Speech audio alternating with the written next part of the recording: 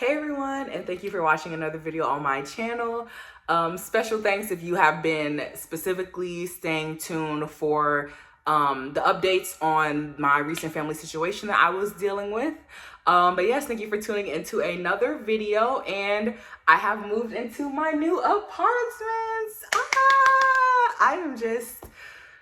I'm over the moon, y'all. I am just so all the feels, all the emotions, all the things, grateful, blessed, happy, excited, scared, not for my safety or anything, but just for the next chapter, nervous, that sort of thing. But above all, definitely very grateful, very blessed, very just everything, y'all, just everything. And I would not be here right now if it wasn't for all of the help that I've gotten from all of you over the past few weeks, probably a little over a month now. Thank you for all of your monetary donations to the GoFundMe. Thank you for the different resources that you have provided me with.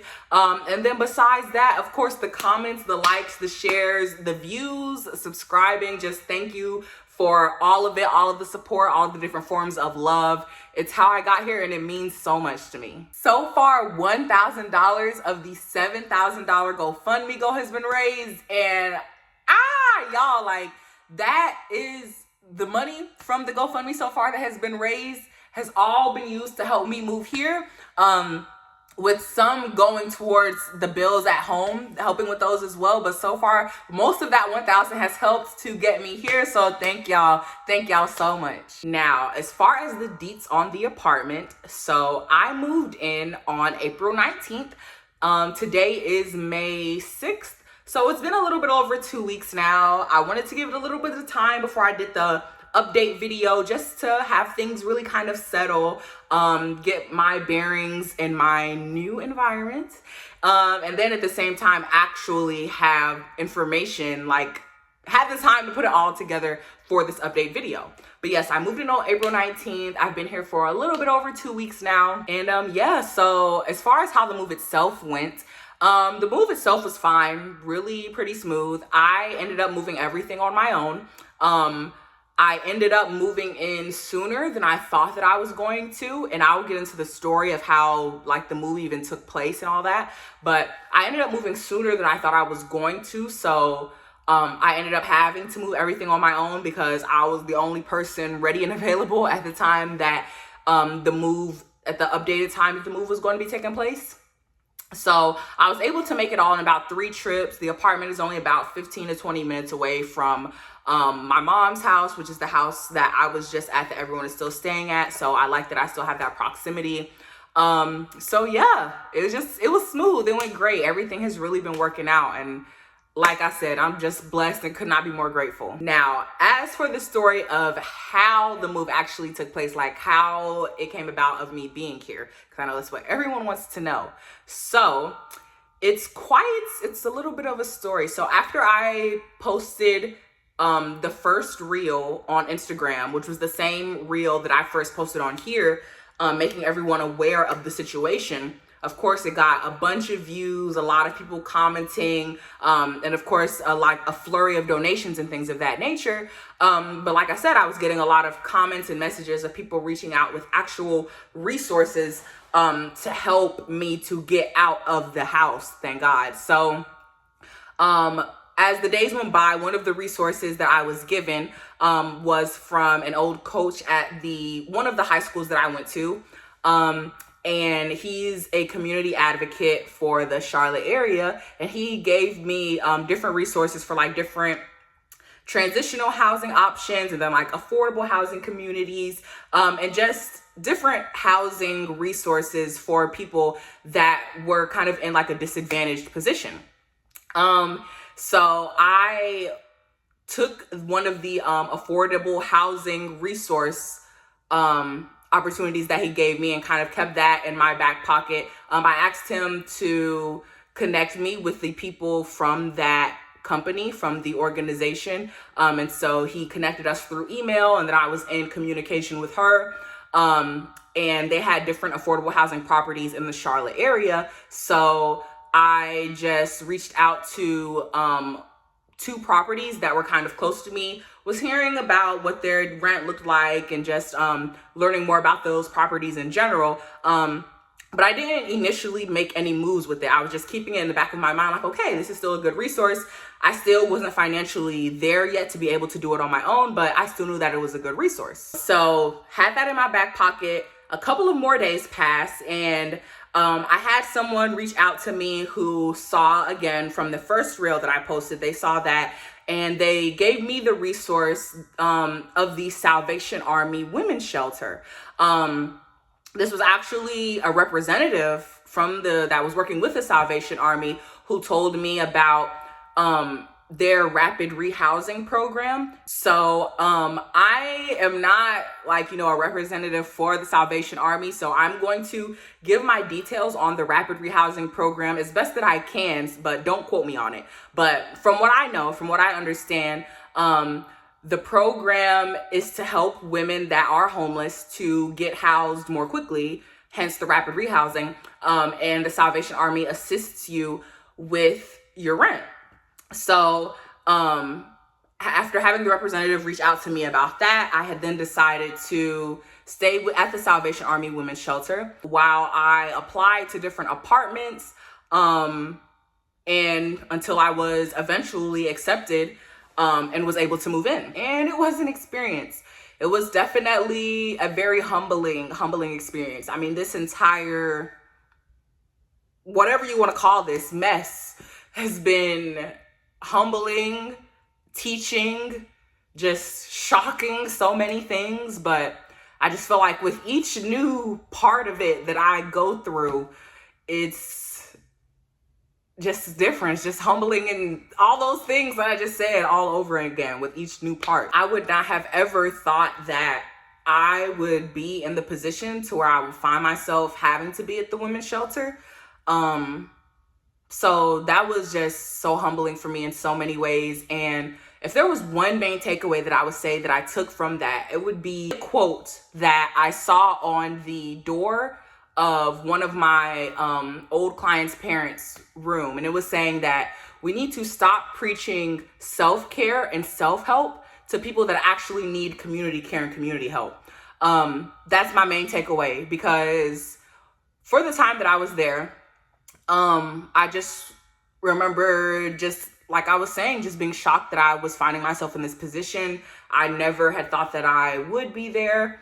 And then just kind of talking to the other ladies and everything, it just made me realize, like, it's not all about self-help and self-care. Like, yes, you need to be able to help yourself. Well, not even able, you need to be willing, or at least have the desire to want to help yourself in some capacity. Yes, absolutely. And hopefully you're acting on that capacity to your best ability. But for the people who have been trying, or for the people who are in situations so unfathomable, you can't even begin to think what to do to help yourself in that situation, like me, you need community help and community care. People have asked why I came to Instagram with my situation. This is why, because I needed the help. I won't say this is why because I knew I was going to get an apartment out of it, but it's because I just needed help. I had no idea what resources was even out there, and I was trying to do what I could to help myself and also help my family. So that's definitely my main takeaway from that, from being at the shelter. But yes, once I was accepted into the apartment, and so that brings kind of the story full circle, because the apartment that I ended up getting accepted into was the same one that I had in my back pocket from that first resource I was initially given from the old high school coach. I applied to that apartment and was accepted into that apartment with the assistance that I was getting from the Salvation Army. So it all came hand in hand. It just really feels like God has been looking out for me through all this. And that is honestly such a good feeling, because it has been a lot. It has just been a lot. I feel like that's all I ever really say. It's been a roller coaster. It's been a lot, but it has. So to see the way that God is not even just using me, but using the people around me, and having the help that those people around me that they're giving me to work together too, like, it's just great. It's just great. It's just great. Now, as far as where things stand right now, with the GoFundMe and everything. So as of right now, this is my room.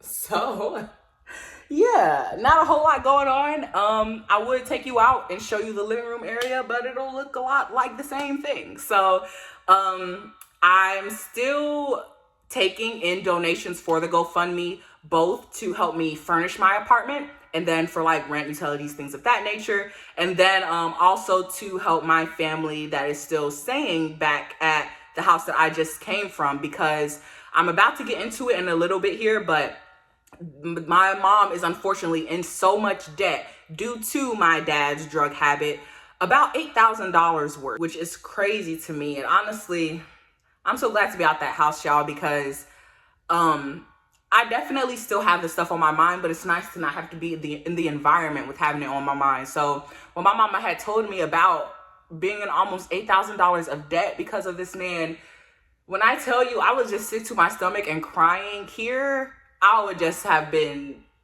I'm just glad I'm out. I'm just glad I'm out. So like I said, yes, the GoFundMe is still up and still set at the goal that it's at in order to help with furnishings for the apartment. I do have another TV, but I am looking to get a couch for the living room, a table, rug, like, you know, just basic things to furnish, chairs, like, because the living room is totally empty. So anything that you would like to donate towards that. And then also now I'm going to get into those different amounts that are making up that $8,000 worth of debt.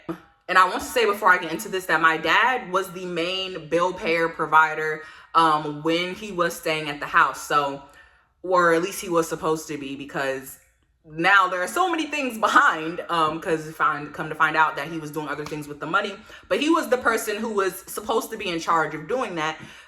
So that's why my mama is now in so much debt, because she's never had to cover these bills before. Also, mind you, she works 2 full-time jobs, 96 hours a week, every single week. She has maybe 3 or 4 hours in between shifts that she tries to get a nap in. And it makes me so sad to even have to think that my mama works herself like that because of that man. But anyway, so the first one is the mortgage, which is $1,300 a month. Thankfully, the mortgage was not behind. That was the only thing that wasn't behind. So, but it's just now my mom having to find a way to cover that. So $1,300 for the mortgage, $700 for the gas bill. And that was just to get the gas bill caught up, not to pay the month like ahead. $700 because the gas bill was behind. $400 behind for the internet. Again, not even to pay for the next month, but just to get it caught up. She found out about a loan that was in her name, $225 a month. So that's adding to that. She just recently found out about. And then a total of $5,000 in lawyer fees. And I can't really get into what that is all about, but lawyers are not cheap. So it'll be $5,000 total for her lawyer fees. And I do also know that my dad had called himself suing my mom for his lawyer fees. Like, he wants her to cover his lawyer fees. This amount, this $5,000 does not have to do with that. This is not going to cover his lawyer fees or nothing like that. But I believe this amount does go towards the lawyer that she's getting to help with him now trying to sue her for that, which is just so insane. Like, I don't want to even get into talking about this man, but suing my mama, like, dude, can you get any more? But anyway, so that is the full breakdown of the amounts, and altogether that comes up to $7,625. And I'm holding back tears in my eyes right now because that is just insane. Like, and then on top of that, to add insult, if you could add any more insult to the injury that you've caused trying to sue my mama, like, so yeah, that is what donations will still be going towards. If you feel led to donate, that link will be down in the description box below. But yes, I wanted to update you all, let you know why the GoFundMe was still running, because yes, by the grace of God and the grace in you all's hearts to see fit to donate, I have been able to move out.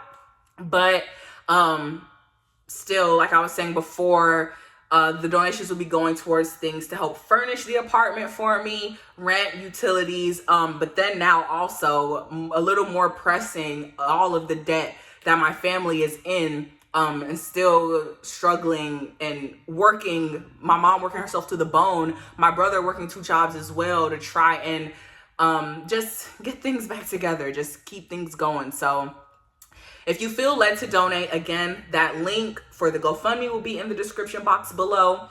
Other than that, any resources that you may know of. So as far as legal resources in specific, my mom, she has a lawyer right now. She has representation, so she isn't looking for that. But if you all are aware of any resources that may help with covering the cost of lawyer fees, especially for situations dealing with domestic violence or incest or sexual violence within families, like kind of like, you know, what my situation is dealing with, if you could please reach out to me, whether in the comments or messaging me privately, let me know of that. And then besides any legal resources, any resource that you have that you think may be useful that I didn't even mention. Right now, I'm just doing what I know to do, which is YouTube and Instagram and GoFundMe. But any resource that you have that I have not named in specific, please do not be hesitant. Don't think that I don't need it, or don't think that my family doesn't need it. Whatever you may have to offer, that you are willing to offer, do not be shy. Please leave it in the comment box down below or message me privately.